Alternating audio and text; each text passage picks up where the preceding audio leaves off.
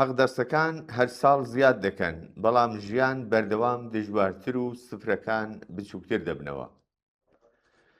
دیاریکردنی لانیکەمی هەقدەستی ساڵی 1405 جارێکی دیکە پرسی بژێوی کرێکارانی کردەوە بە یەکێک لە گرنگترین بابەتەکانی کۆمەڵگەی ئێران. شورای باڵای کار لە ڕۆژانی کۆتایی ڕەشەمەی 1404دا لانیکەمی هەقدەستی بە 16,625,000 تمەن ڕاگەیاند، ژمارەیەکی کە لەسەر کاغەز و بەراورد بە ساڵی ڕابردوو نزیکەی لە 60 زیادی کردووە. بەڵام واقعی ژیانی کرێکاران نیشانی دەدات کە ئەم زیادکردنە بە لە بەرچاوگرتنی هەڵاوسان و گرانیەکی بەردەوام و هەوسار پچڕاو نەک هەر نەبووەتە هۆی باشتربوونی ئاستی ژیانیان، بەڵکو تەنانەت بەراورد بە ساڵی ڕابردوو دابەزینیشی بەخۆیەوە بینیوە. کێشە سەرچیەکە ئەوەیە کە نابێ هەقدەستی کرێکار تەنیا بە ژمارەی ڕیاڵ هەڵبسەنجێنرێت، بەڵکو دەبێت بزانرێت ئەم هەقدەستە چەندە کاڵا و خزمەتگوزاریە ڕاستەقینەکانی پێدابین دەکرێت.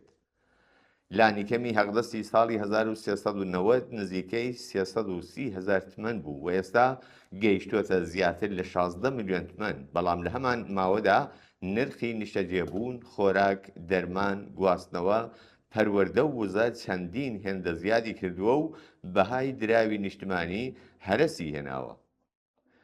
خەمڵانەکان نیشانی دەدەن کە بەهای دانیکەمی هەقدەست بە دۆلار لە نزیکەی 300 دۆلار لە ساڵی 1390دا بۆ نزیکەی 105 دۆلار لە ساڵی 1405 دابەزیوە، واتە لە ماوەی 15 ساڵدا زیاتر لە 65% کەم بۆتەوە.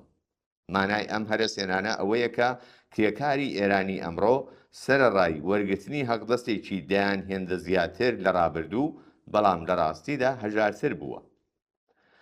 هەڵاوسان گرنگترین هۆکاری توانەوەی هەقدەستەکانە. بەپێی داتا بەردەستەکان، پێوەرەکانی نرخی بەکاربەر لە خاکەلێوەی 1405دا بەراورد بە هەمان کات لە ساڵی ڕابردوودا 73.5% زیادی کردووە و هەڵاوسانی 12 مانگەش گەیشتوتە 53.7%، واتە بنەماڵەکان بۆ کڕینی هەمان سەبەتەی کاڵای ساڵی ڕابردوو دەبێت پتر لە 73% هەزینەی زیاتر بدەن. لەم نێوەندەدا گوشاری سەرەکی کەوتوەتە سەر کاڵا پێویستەکان، لەوانە نان و دانەوێڵە زیاتر لە 106% گران بوون و ڕۆن و چەوریەکان نزیکەی 100% نرخەکەیان بەرز بۆتەوە.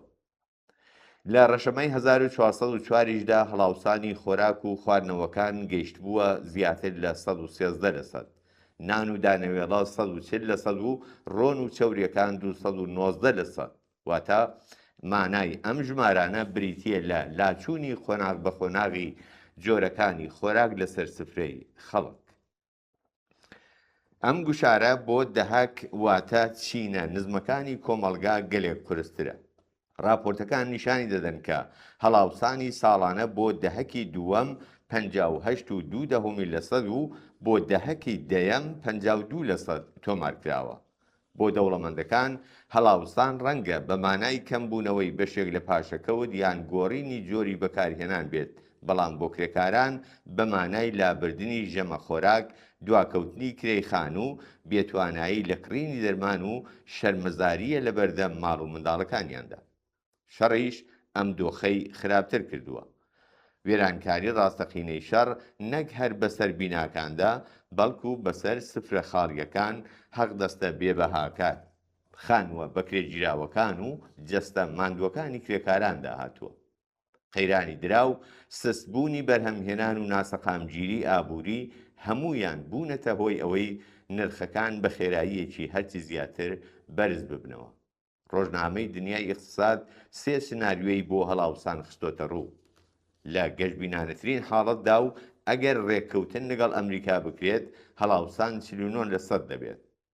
لە دۆخی نەشەڕ و نەئاشتیشدا هەڵاوسان دەگاتە 67% و لە ئەگەری بەردەوامبوونی شەڕدا وڵات لەگەڵ هەڵاوسانی کەموێنەی 123% بەرەو دەبێتەوە. تەنانەت گەشتبینانەترین سناریۆش بۆ کرێکاران بە مانای بەردەوامی گوشاری سەختی بژێویە. بەرزبوونەوەی نرخی دراویش ئاگری هەڵاوسانی خۆشتر کردووە. کاتێک دۆلار لە سنووری 180,000 تمەن تێپەڕ دەبێت و لە ڕۆژێکدا زیاتر لە 16,000 تمەن بەرز دەبێتەوە، کاریگەریەکەی دەست بەجێ لە نرخی خۆراک، دەرمان، پۆشاک، کرێی گواستنەوە، کرێی خان و خزمەتگوزاریەکانی ڕۆژانەدا دەردەکەوێت. لەم ڕەوتەدا کرێکار بەردەوام دوا دەکەوێت، چونکە حەقدەستەکان ساڵێ جارێک ئەویش بە دواکەوتنەوە و زۆر کەمتر لە ڕێژەی ڕاستەقینەی هەڵاوسان زیاد دەکرێت. بەڵام نرخەکان بەردەوام و تەنانەت بە ڕۆژ و ساعات ئاڵوگۆڕیان بەسەردادێت. هەر بۆیە تەنانەت زیادکردنی 60% حەقدەستیش ناتوانێت توانای کڕینی لەدەستچوو بگەڕێنێتەوە. بەڵام کێشەکە تەنیا گرانی نییە، بەڵکو بێپەنایی خەڵکە لە بەرامبەر گرانیدا. لە کۆمەڵگەیەکدا کە ڕێکخراوەستەر بە خۆکرێکاریەکان سەرکوت دەکرێن، کرێکاران بە پرشوبڵاوی دەمێننەوە و دەنگێکی ڕێکخراویان نییە، سەرمایەداران و ناوەندەکانی دەسەڵات ئامرازەکانی بەرگریکردن لە بەرژەوەندیەکانی خۆیان لە بەردەستدایە. بەڵام کرێکار بەبێ ڕێکخراو بە تەنیا و بێدیفاع لە بەرامبەر قەیراندا وەستاوە. هەر بۆیە یەکەم هەنگاو بۆ بەرەنگاربوونەوە لەگەڵ ئەم دۆخە بریتیە لە خۆدەربازکردن لەم پرشوبڵاویە.